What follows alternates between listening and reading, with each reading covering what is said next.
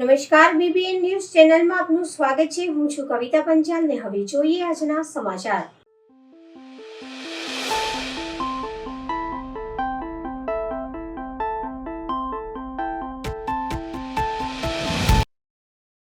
Ward number 17 Congress સમિતિ આયોજિત આયુષ્માન વય વંદના કાર્ડ કેમ્પનું આયોજન કરવામાં આવ્યું।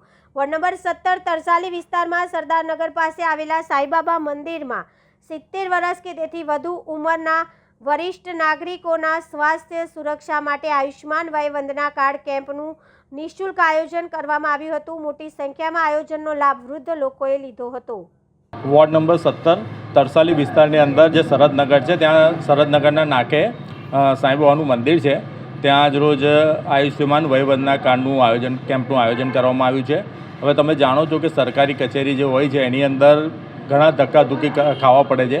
આજે 70 વર્ષની ઉપરના જે નાગરિકો છે, વડીલો છે, એમને ત્યાં ઊભા રહીને ધક્કાધુક્કી ના ખાવું પડે અને સરળતાથી એમને અહીંયા કાર્ડ નીકળી જાય એ માટે એ હેતુથી આ કેમ્પનું આયોજન કરવામાં આવ્યું છે।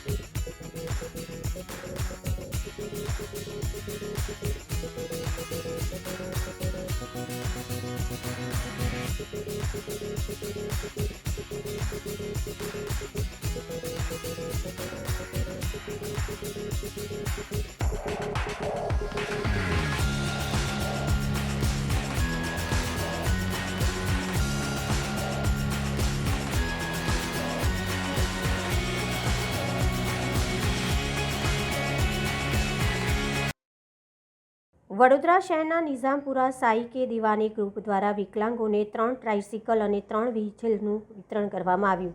નિઝામપુરા સાઈ કે દિવાની ગ્રુપ દ્વારા વિકલાંગોને 3 ટ્રાઇસિકલ અને 3 વ્હીલચેરનું વિતરણ કરવામાં આવ્યું હતું। છેલ્લા 15 વર્ષથી નિઝામપુરા મેઇન રોડ પર આવેલા શ્રી સાઈ કે દિવાની ગ્રુપ દ્વારા મંદિર ખાતે દર રવિવારે ગુરુવારે ગરીબ લોકોને જમવાની સેવા તો પૂરી પાડવામાં આવે છે, સાથે સાથે વિકલાંગ ભાઈઓ બહેનોને ટ્રાઇસિકલ અને વ્હીલચેરનું પણ વિતરણ કરવામાં આવતું હોય છે, તેમજ જરૂરિયાતમંદ વિધવા બહેનોને અનાજની કીટનું પણ વિતરણ કરવામાં આવે છે। મંદિરના સ્થાપક એવા હિરેનભાઈ દ્વારા જણાવવામાં આવ્યું હતું કે બાબાના આશીર્વાદથી વર્ષોથી સેવા ચાલુ છે અને બાબાના આશીર્વાદથી અમે આ સેવાકીય કાર્ય કરવાનો અવસર પ્રાપ્ત થયો છે। દર વર્ષે ગુડી પડવાના દિવસે મહાભંડારાનું પણ આયોજન કરવામાં આવતું હોય છે, જેમાં અંદાજિત 10 થી 12,000 ભાવિ ભક્તો મહાપ્રસાદીનો લાભ લેતા હોય છે। જય સાંઈનાથ। નિઝામપુરા સાંઈબાબા મંદિર દ્વારા અવિરત જે છેલ્લા 15 વર્ષથી દર ગુરુવાર સાંજે, શુક્રવાર સાંજે અને રવિવારે બપોરે નિઃશુલ્ક સેવા જે ચાલે છે, તેમાં આજે 6 જેટલા વિકલાંગ ભાઈઓને 3 ટ્રાઇસિકલ અને 3 વ્હીલચેરની સેવા આપવામાં આવી છે અને નિઝામપુરા સાંઈબાબા મંદિર દ્વારા 15 વર્ષથી ગુરુવાર, રવિવારે અને શુક્રવારની ભોજનની સેવા પણ ચાલુ હોય છે। ઓમ સાંઈરામ, જય સાંઈનાથ। શું નામ આપનું? હિરેનભાઈ રાજપૂત।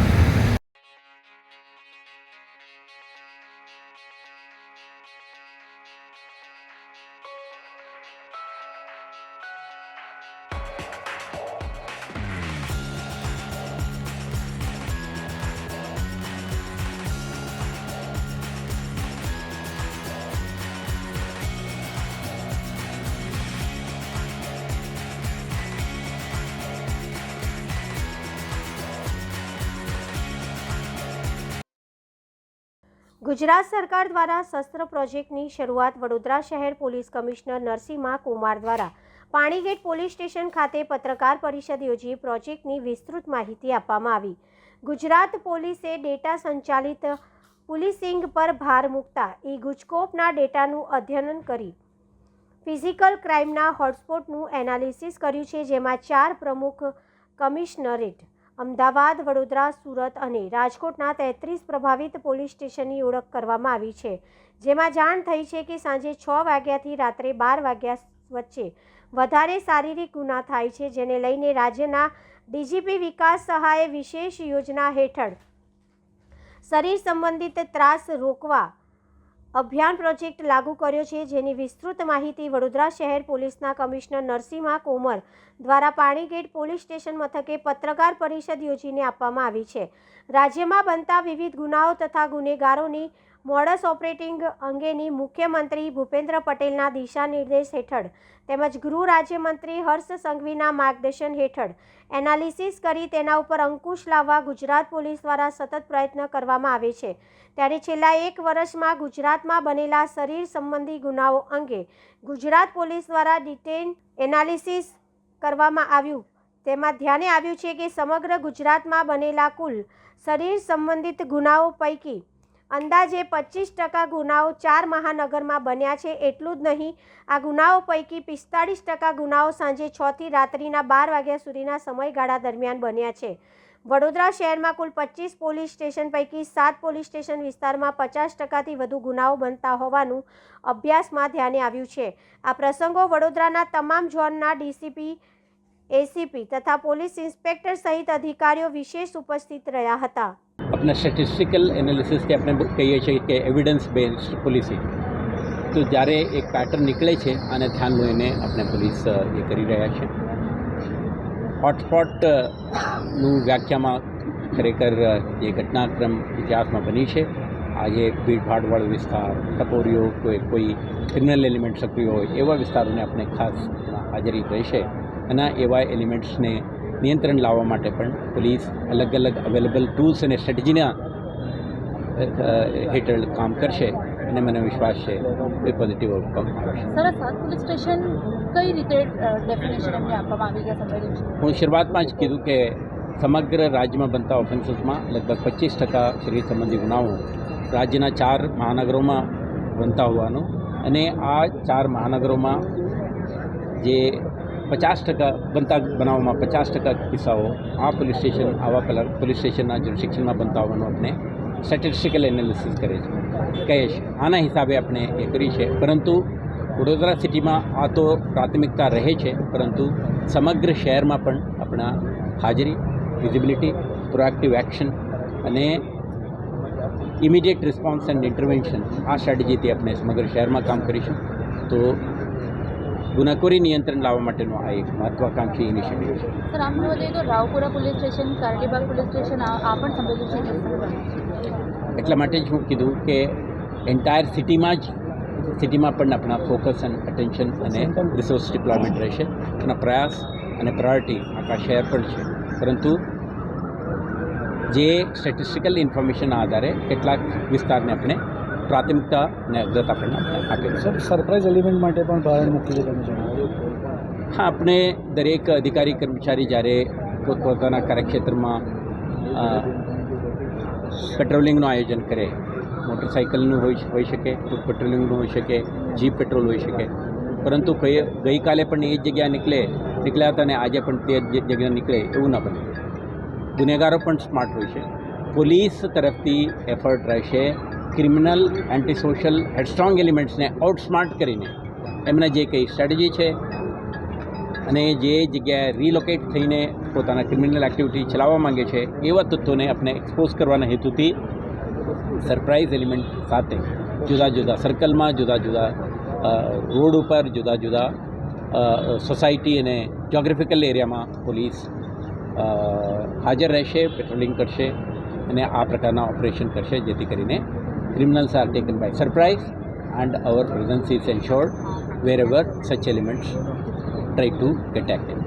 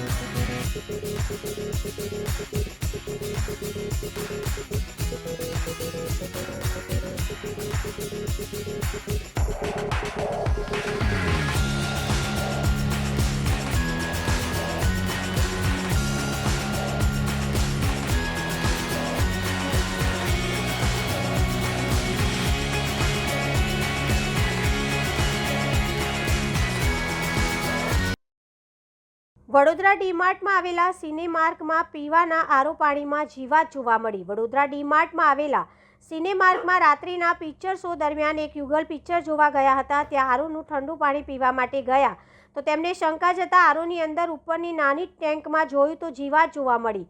તેમણે સિક્યુરિટીને જણાવ્યું તો કંઈ જવાબ ના આપ્યો. તેમણે તાત્કાલિક ટીમ લીડરને બોલાવ્યો. તેમણે બતાવ્યું તો તેને આરોની ટાંકી સાફ કરાવી. આ સિનેમાર્કની કેટલીક નિષ્કાળજી છે તે પિક્ચર જોવા આવતા લોકોના સ્વાસ્થ્ય સાથે રમી રહ્યા છે. જો તમે પણ આ પિક્ચર જોવા જાઓ તો ખાસ ધ્યાન રાખજો.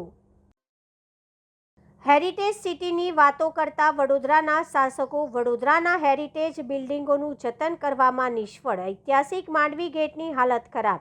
વડોદરા શહેરની મધ્યમાં ઐતિહાસિક માંડવીના પાયાના પિલરના કાગરા કરી રહ્યા છે.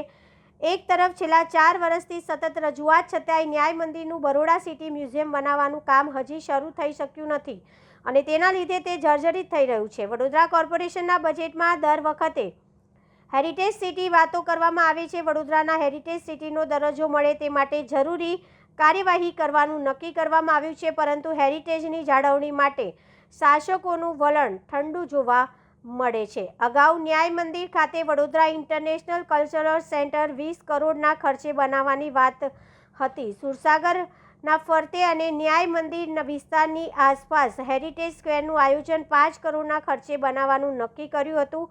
હેરિટેજ સેલની અગાઉ રચના કરવામાં આવી હતી.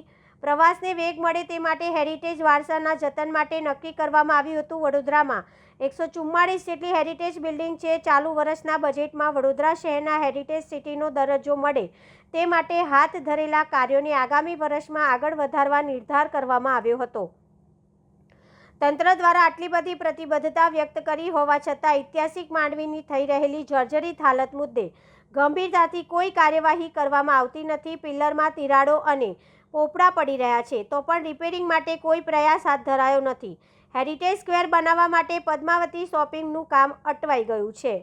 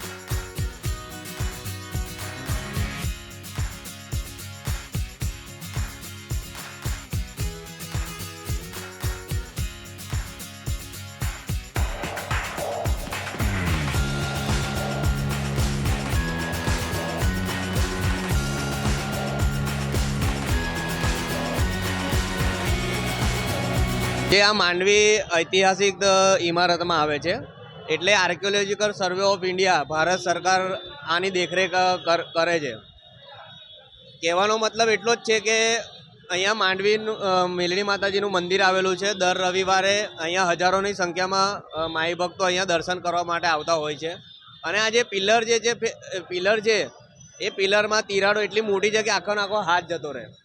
કાલ ઉઠીને કોઈ પણ દુર્ઘટના સર્જાય અને અહીંયા દુર્ઘટના સર્જાય તો કોણ જવાબદાર રહેશે?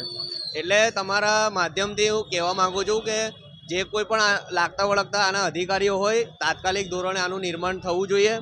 અને આ જે દુર્ઘટનાથી બચવા માટેના જે પ્રયત્નો છે એ સરકાર આને જોવે અને તાત્કાલિક ધોરણે આની મરામત ઉઠાવે એવી અમારી માંગ છે. હવે લઈએ એક નાનકડો વિરામ.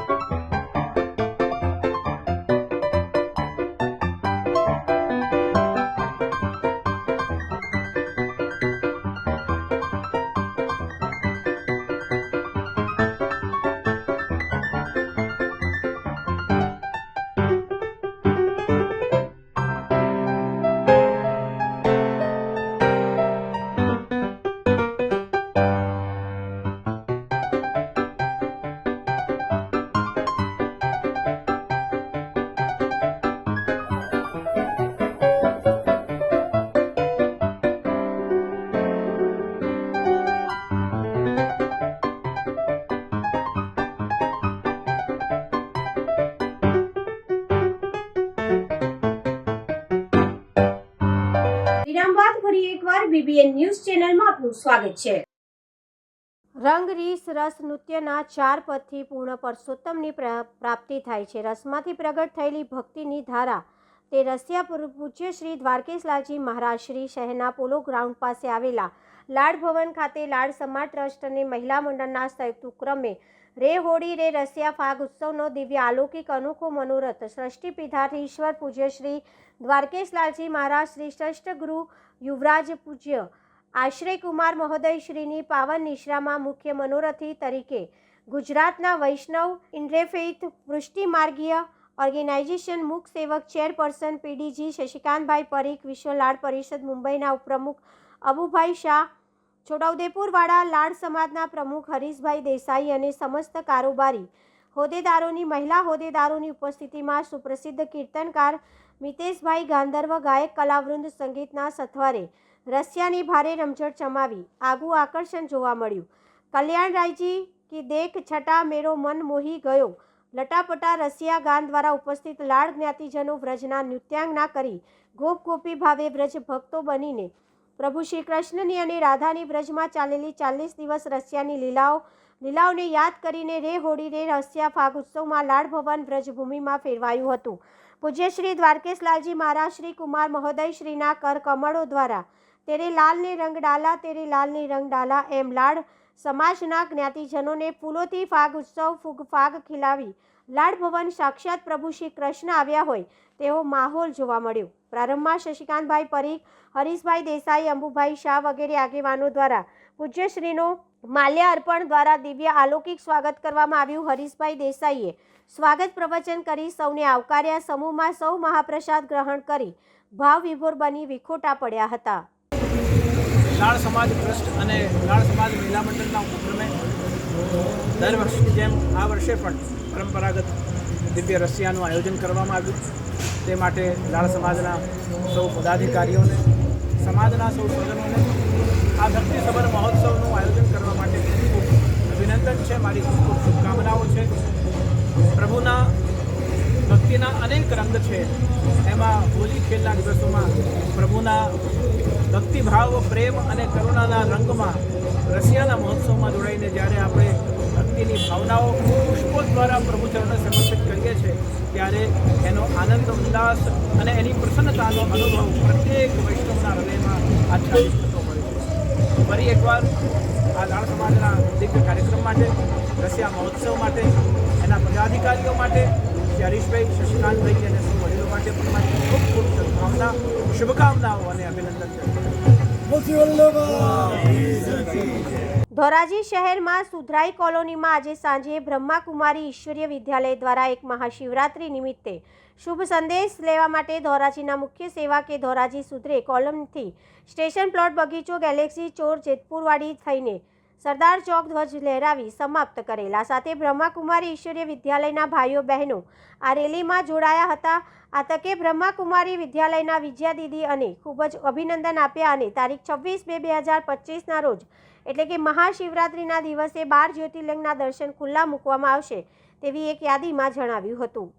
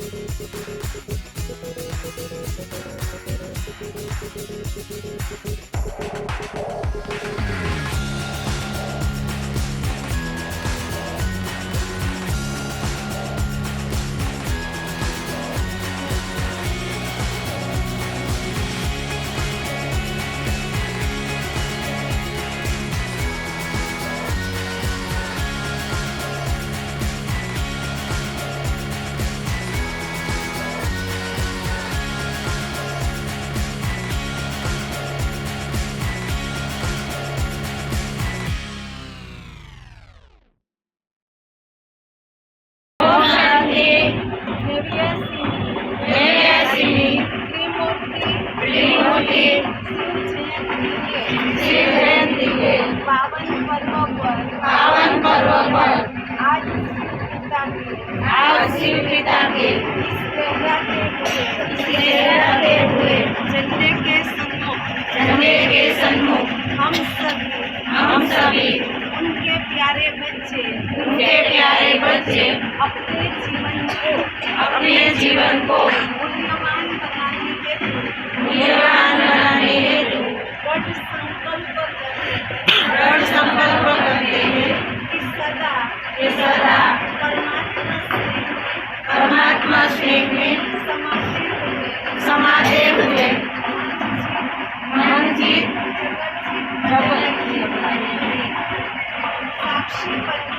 साक्षी बन के स्थिति द्वारा हर परिस्थिति में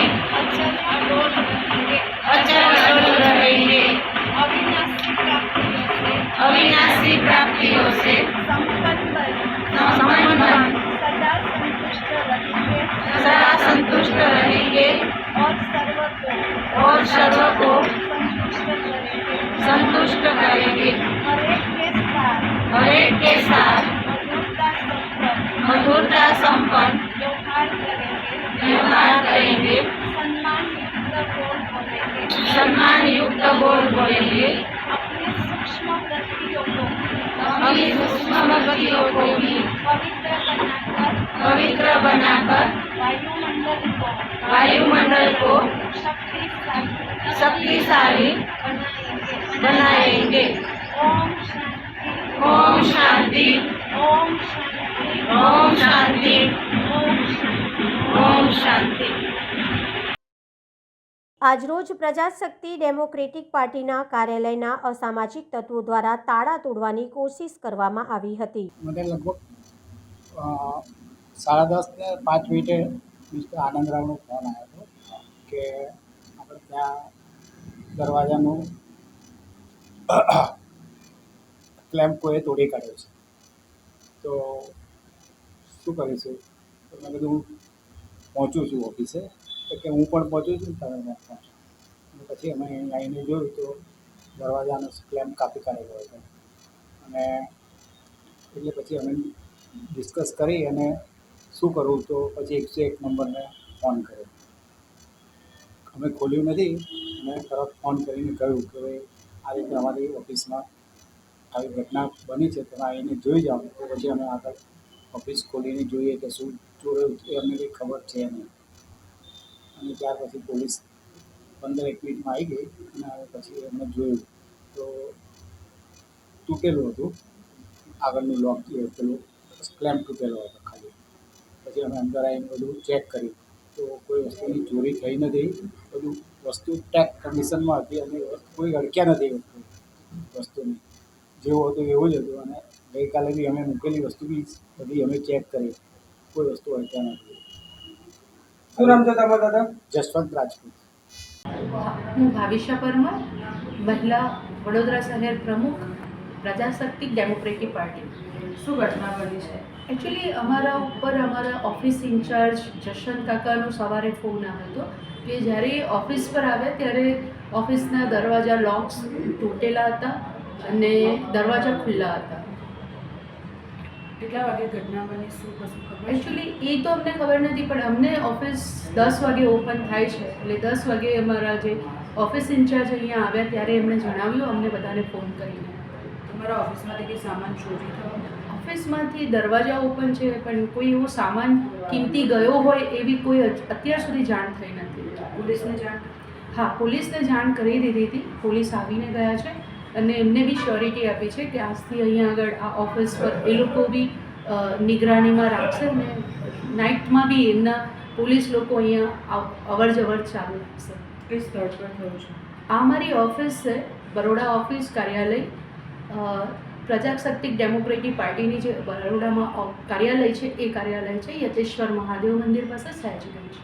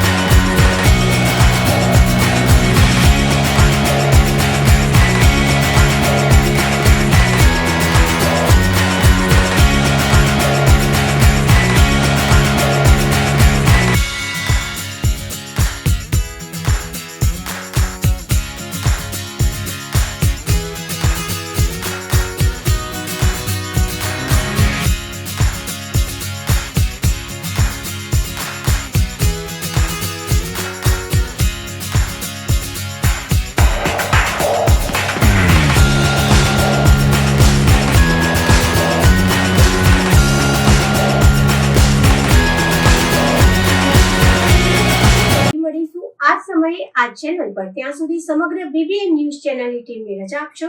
નમસ્કાર.